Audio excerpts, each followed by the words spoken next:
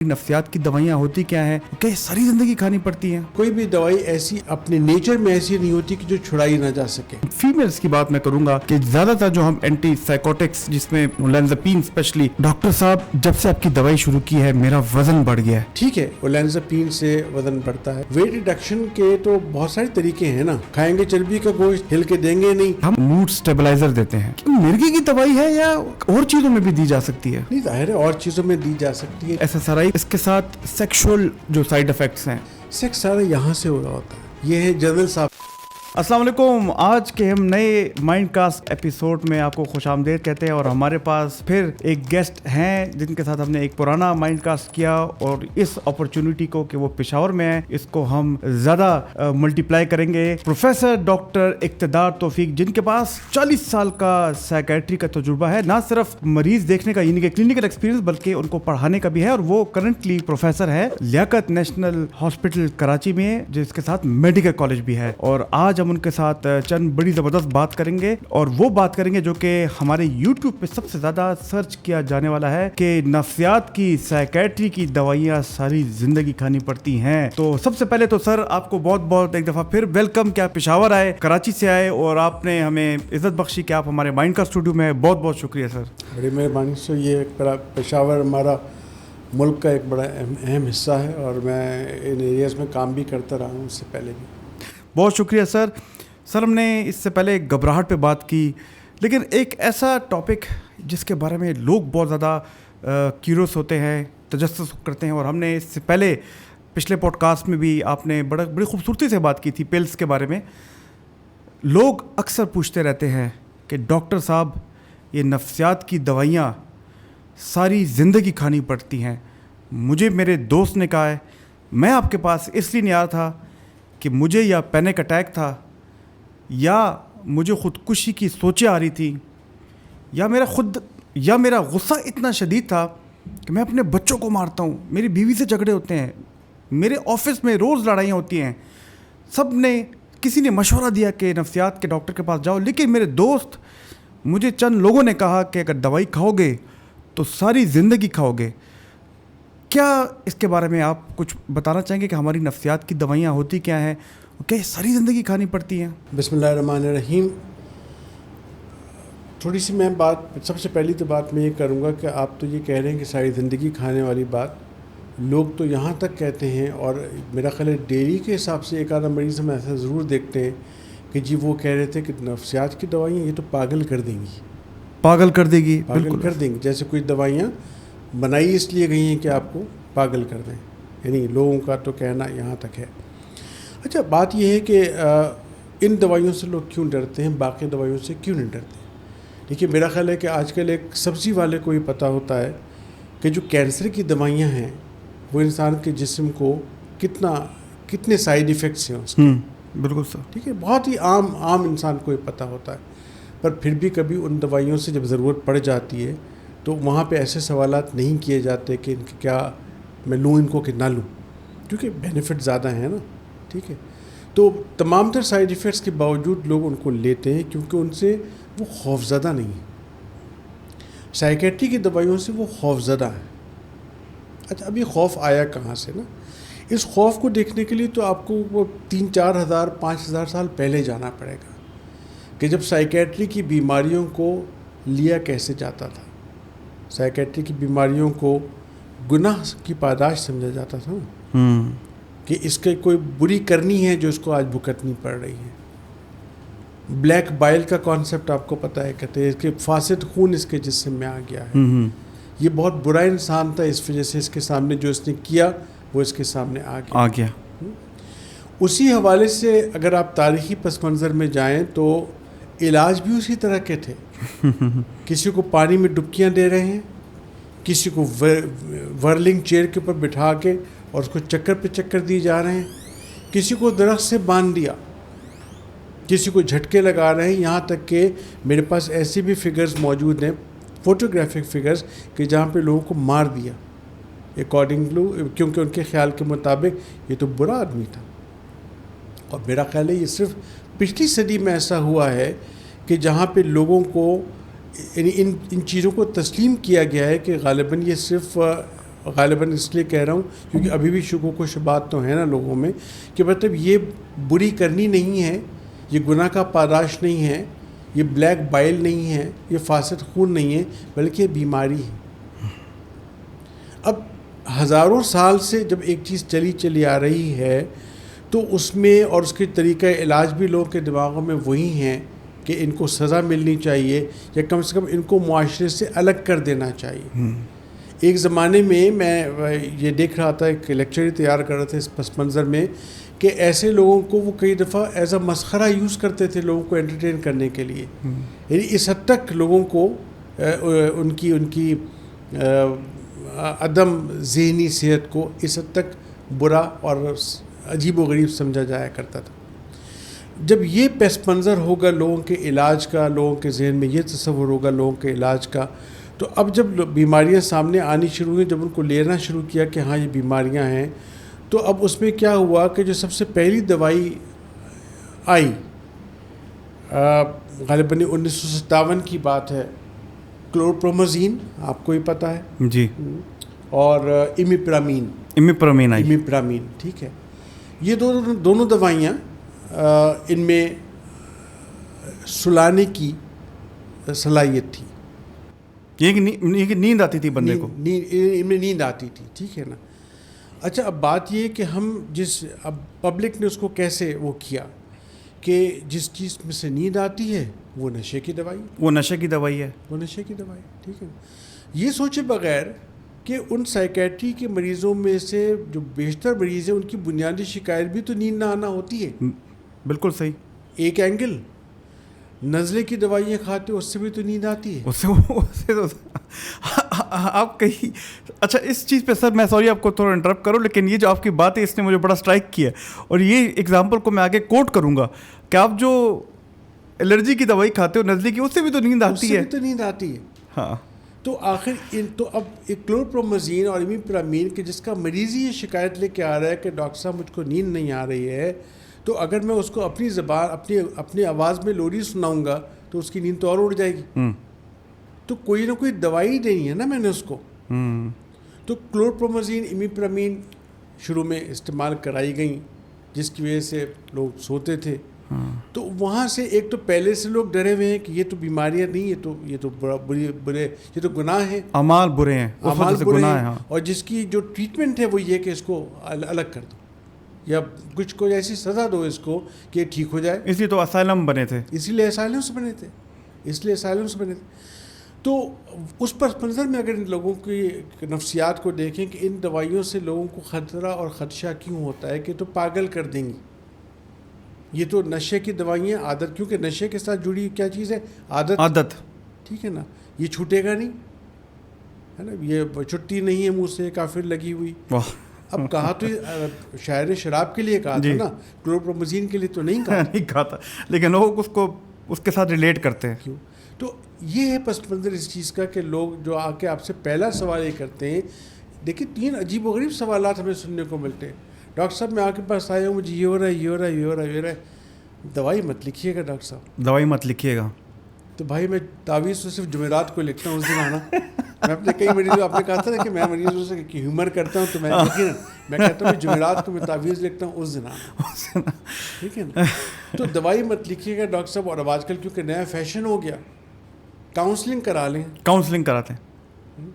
اب کاؤنسلنگ کرا لیں کا لفظ یعنی اگین معذرت کے ساتھ میرے سارے سننے والوں کے ساتھ کہ اب میرے کان یعنی اس چیز کو ریئیکٹ کرنے لگ گئے ہیں۔ کاؤنسلنگ کرا لیں کا کیا مطلب ہے یار؟ مطلب مریض چاہ رہا ہے کہ وہ کل جا کے خودکشی کر لے، سمندر میں چھلانگ لگا دے، اور آپ کاؤنسلنگ کرا رہے ہیں، ٹھیک ہے نا۔ تو یہ وہ ساری چیزیں ہیں کہ جس کی وجہ سے لوگوں کے اندر ایورژن ہے، ریپلژن ہے سائیکیٹری کی دوائیوں کے حوالے سے۔ پر اب بتانا ہی چاہتا ہوں کہ دیکھیے، پہلی بات تو ہے کہ یہ آپ کو ہی پتہ ہے ایز اے سائیکیٹرسٹ، ماشاء اللہ آپ اتنے ہونہار سائیکیٹرسٹ ہیں کہ مجھے مزہ آتا ہے ہمیشہ آپ سے بات کر کے، آپ کا جب بھی نام میرے سامنے آتا ہے تو مجھے یقیناً اچھا لگتا ہے۔ بہت شکریہ سر۔ اور یہ بہت اچھی بات ہے کہ آپ کا تعارف صرف یہی نہیں ہے کہ آپ ایک انتہائی سینئر سائیکیٹرسٹ کے بیٹے، بلکہ آپ نے اپنا ایک تعارف پیدا کر دیا ہے۔ It's a very good thing, بہت شکریہ، آئی ایڈمائر یو آلویز۔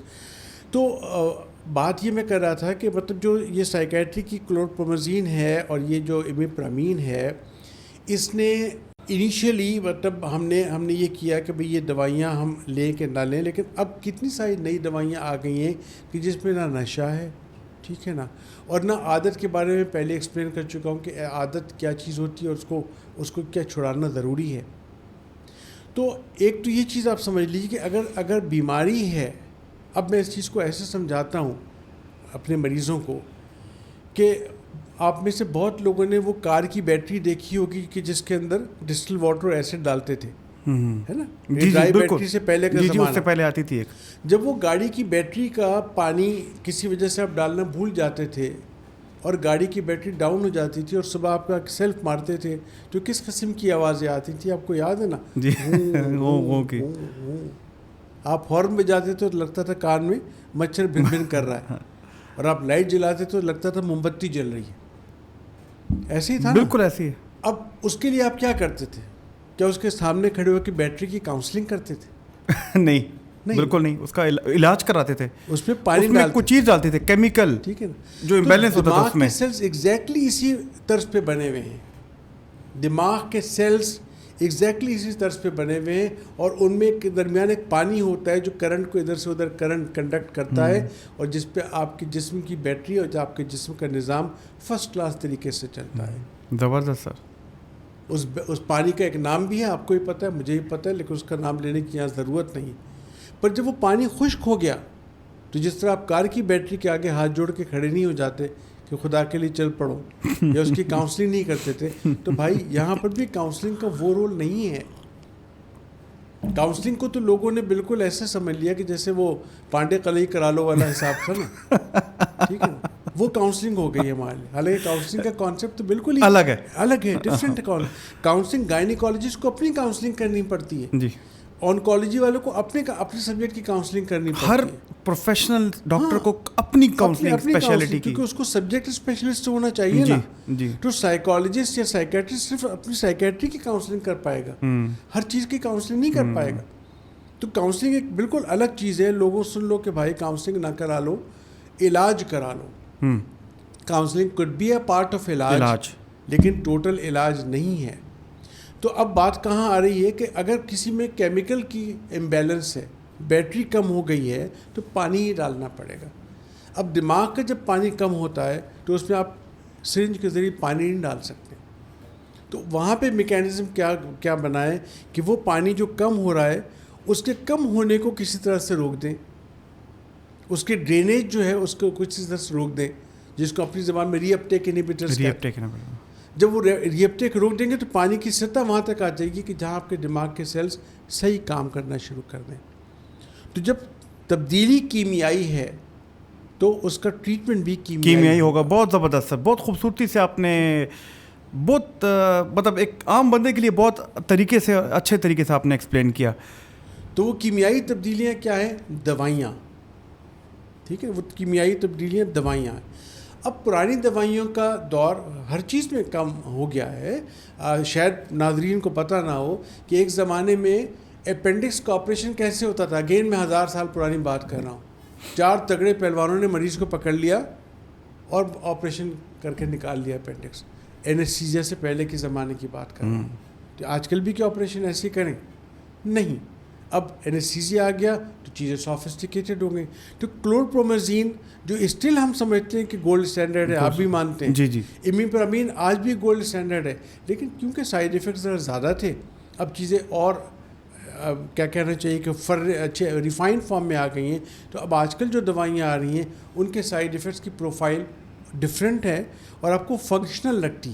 امیپرامین کی 3 گولیاں کھا کے آپ کو 15 دن کافی ڈراؤزینس فیل ہوتی تھی، لیکن آج کل کی جو دوائیاں ہیں آپ صبح کھائیے اور اپنا ڈرائیو کرتے ہوئے آفس چلے جائیے.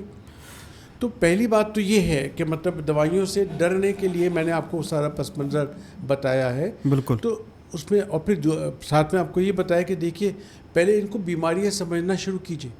جیسے کہ شوگر کی ہوتی ہے، دل کی ہوتی ہیں. دل کی ہوتی ہیں. بھائی ڈائبٹیز میں کیا ہے، انسولین کم ہو گیا نا، اب کاؤنسلنگ سے انسولین پورا کر لو. نہیں ہوتا نا. انسولین دینا پڑے گا یا وہ دوائیں دینی پڑیں گی جس پہ پینکریاز انسولین زیادہ بنانا شروع کر دے. ٹھیک ہے نا, اس سے ہاتھ جوڑ کے کھڑے ہونے سے کام نہیں چلے گا. گفتگو سے مسائل حل ہوتے ہیں. اب ایک اور میرا کی ورڈ سن لیجئے, گفتگو سے مسائل حل ہوتے ہیں, بیماریاں ٹھیک نہیں ہوتی ہیں. مسئلہ ہے, گفتگو کرو, بات کرو, سائیکالوجسٹ کے پاس جاؤ, کسی بھی کے پاس چلے جاؤ. پرانے بزرگ بھی ہمارے سائیکالوجسٹ ہی تھے نا, جو آپ کے گاؤں میں چوپالیں لگتی ہیں وہ کیا ہے وہ, لیکن مسائل کا حل. مسائل کا کبھی چودھری صاحب کے پاس اس لیے آدمی نہیں جاتا تھا کہ میرے کولیسسٹائٹس ہو گیا, کہ مجھے پتا میرا خراب ہو گیا, چودھری صاحب کے پاس چلتے نہیں, اس کے لیے ڈاکٹر کے پاس, اس کی ڈاکٹر کے پاس جانا ہے. تو دوائیوں کا اب یہ حساب ہے کہ اب بہت کنوینئنٹ دوائیاں آ گئی ہیں جن کے بہت کم سائیڈ ایفیکٹس ہوتے ہیں. ٹھیک ہے, اب رہی اگلی بات کہ پہلی بات تو یہ کہ کوئی بھی دوائی کوئی بھی کمپنی اس لیے نہیں بناتی کہ آپ کا دماغ خراب ہو جائے. کوئی بھی دوائی آپ کو اس لیے نہیں دی جاتی کہ آپ کو نشہ ہو جائے. ٹھیک ہے, اور کوئی بھی دوائی ایسی اپنے نیچر میں ایسی نہیں ہوتی کہ جو چھڑائی نہ جا سکے. یہ ممکن ہے کہ آپ کی ضرورت ہی ایسی ہو کہ جب بھی آپ اس کو چھوڑیں آپ کو پرابلم ہو جائے. اگر آپ مری میں رہتے ہیں اور دسمبر کا مہینہ ہے تو جب بھی سویٹر اتاریں گے سردی لگے گی, تو کیا اس کو کہوں نشہ ہو گیا سردی کا؟ ٹھیک ہے نا. تو ضرورت کئی دفعہ آپ کی بن جاتی ہے, اور ضرورت بہت سارے فیکٹرز ہیں کہ آپ کی ضرورت ہمیشہ دوائی کھانے کی کیوں ہے, ان کی ضرورت ہمیشہ دوائی کھانے کی کیوں نہیں ہے. پر اس ساری بات کے بعد میں اپنی گفتگو کو اگلے سوال تک کے لیے ختم یہاں پہ کروں گا کہ ڈپریشن کی دوائیوں میں سے 60% تقریباً ایسے لوگ ہوتے ہیں جن کی ڈپریشن کی دوائیاں چھوٹ بھی جاتی ہیں. سر یہ بتائیے گا کہ یہ کیا, اسی آپ کے ٹاپک کو میں آگے لے کے چلوں, کہ دوائیاں جو عموماً میں نے دیکھے لوگ غلطی کرتے ہیں, ایک دم بند کر لینی چاہیے یا آرام سے بند کرنی چاہیے؟ ظاہر ہے کہ جس دوائی کو آپ نے طویل عرصے استعمال کیا ہے اس کو آہستہ آہستہ ہی چھڑانا ہوتا ہے. اس لیے نہیں کہ اس کا کوئی نشہ ہو گیا, بلکہ اس میں ایک آسانی جو میں نے محسوس کی ہے وہ یہ کہ بہرحال جیسے میں نے 60% لوگوں کا ذکر کیا کہ وہ دوائیاں ختم ہو جاتی ہیں, تو 35-40% وہ بھی تو ہوتے ہیں جن کی دوائیاں ختم نہیں ہو پاتی. تو ان کو آہستہ آہستہ چھڑانے میں افادیت یہ ہے, فائدہ یہ ہے کہ جیسے ہی آپ کو احساس ہوا کہ اس کی طبیعت پھر خراب ہو رہی ہے تو اپنے واپس پریویس ڈوز پہ آ گئے, تو آپ نے اس کو اس ڈسیبلٹی سے بچا لیا. اچانک دوبارہ طبیعت خراب ہوگی, دوبارہ ٹریک پر آنے میں ٹائم لگے گا. کاسٹ افیکٹیونیس کا ہم نے ذکر کیا. دیکھیے آپ کا آفس اگر آپ 1 مہینے نہیں جائیں گے اور اگر آپ 2 لاکھ روپے مہینے کے کماتے ہیں تو 2 لاکھ روپے کے نقصان بھی چلے گا. ٹھیک ہے نا. تو اس کا مطلب ہے کہ اگر آپ ہل بھی رہے ہیں, تھوڑا سا ہل کے آپ کی دوائی کو واپس اس جگہ پہ کر لیا.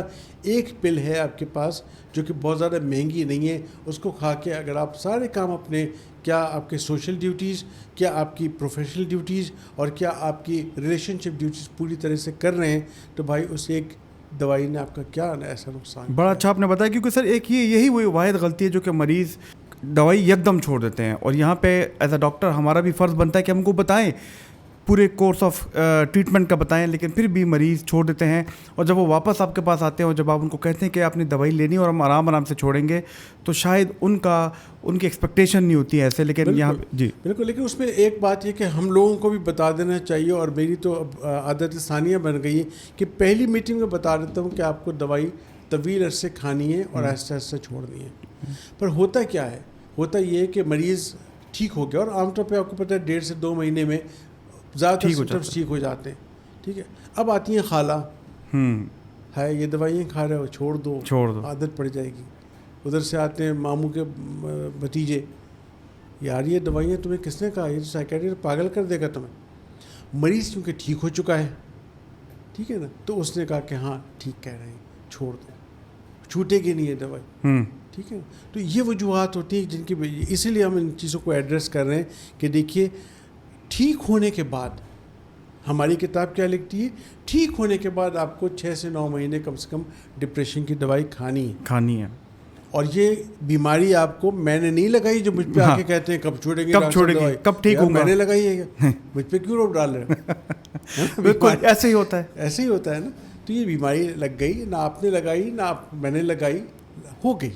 پر ہو گئی تو پھر علاج کرا لو, کیونکہ علاج نہ کرانے میں, اب ایک چھوٹی سی اور میں ہلکا سا بات کرتا چلوں کہ اگر آپ نے ان بیماریوں کی بات کی جن میں کلورپرومازین طرح کی دوائیاں استعمال کی جاتی ہیں, تو بھائی آپ کی ایبلٹی 75 to 90% کم ہو جائے گی ایفیشینسی آپ کی.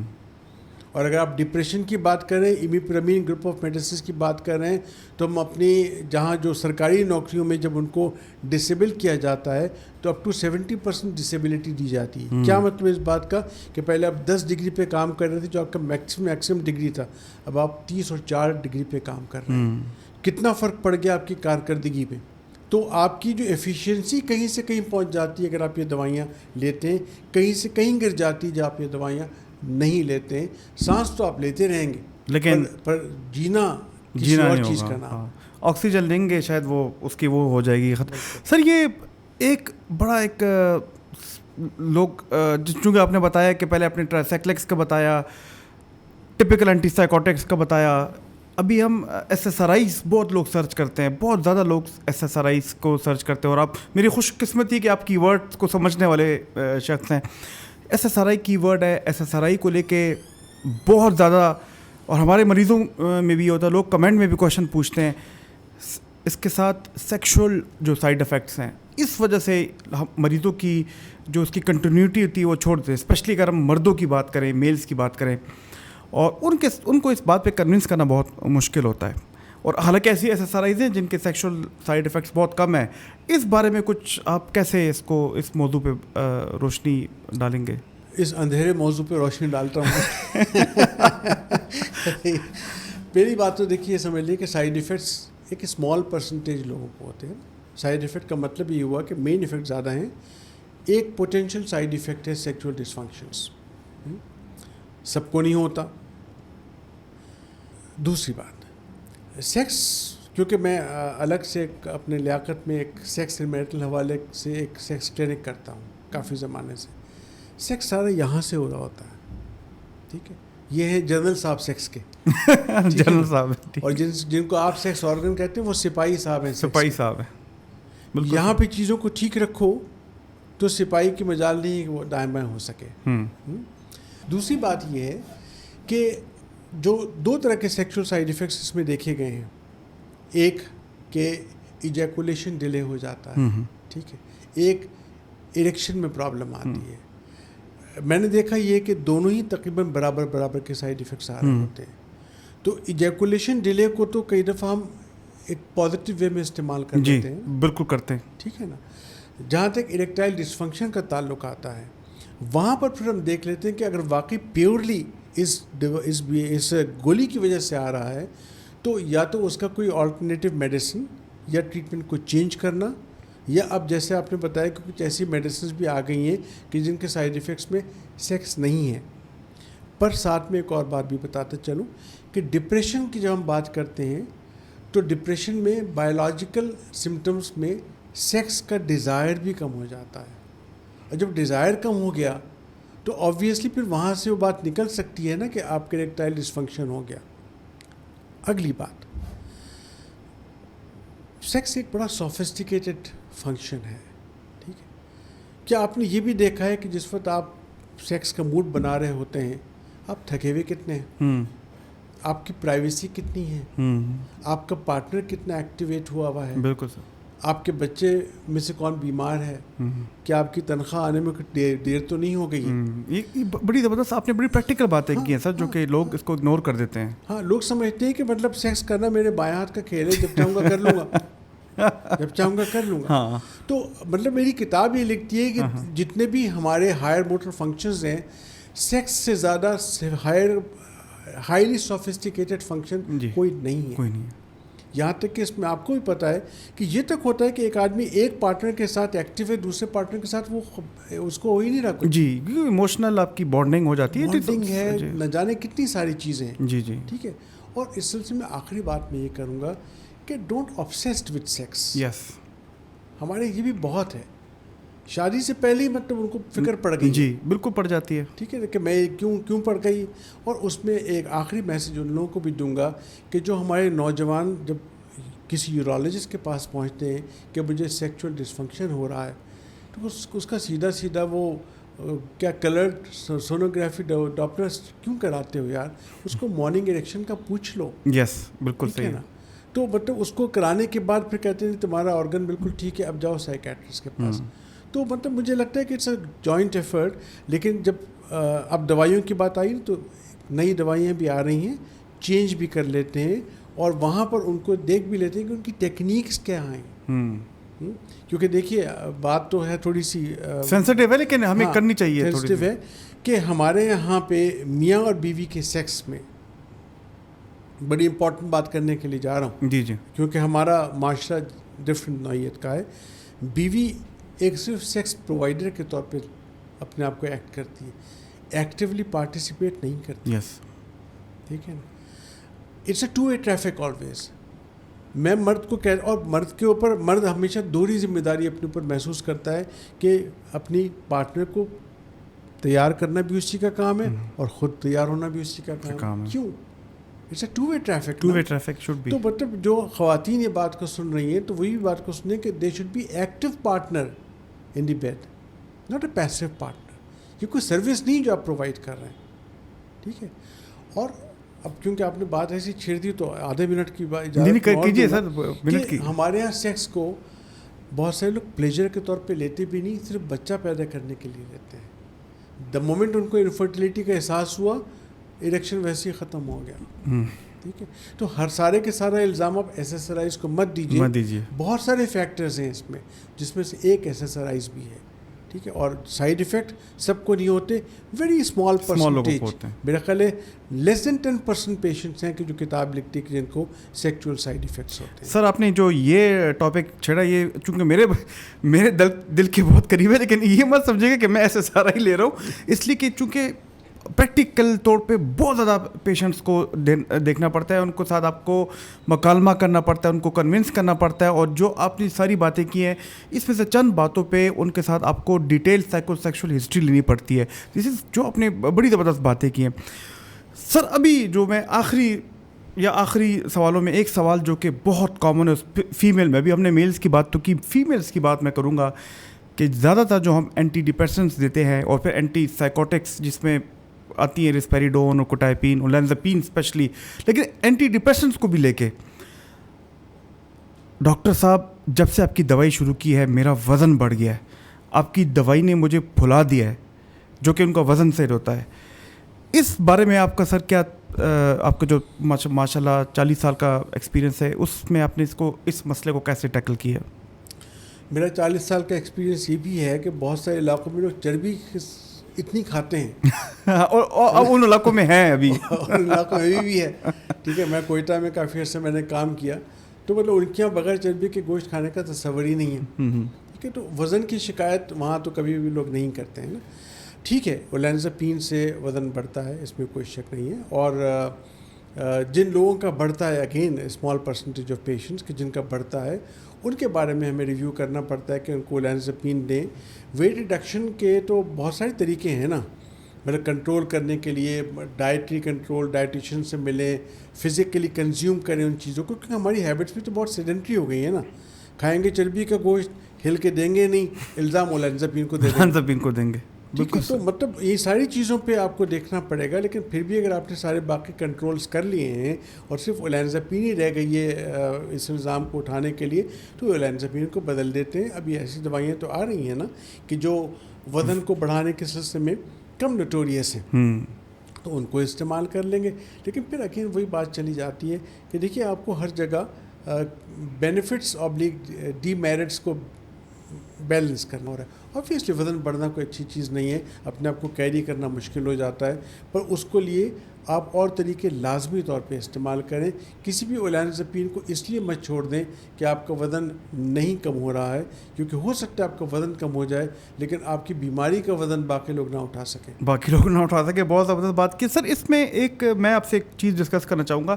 جو ڈپریشن کے مریض ہیں ان کو آپ نے کوئی بھی ایکسرسائز اسٹارٹ کر لی, اور ڈپریشن میں جیسا آپ نے بایولوجیکل فنکشنز کا کہا تھا, اس میں انسان کی کافی لوگوں کی خوراک اشتہا ایپیٹائٹ کم ہو جاتی ہے, اور جب ان کی ڈپریشن ٹھیک ہوتی ہے تو ان کی جو ایپیٹائٹ ہے وہ بہتر ہو جاتی ہے, وہ کھانے لگ جاتے ہیں, ان کو خوشی محسوس ہوتی ہے.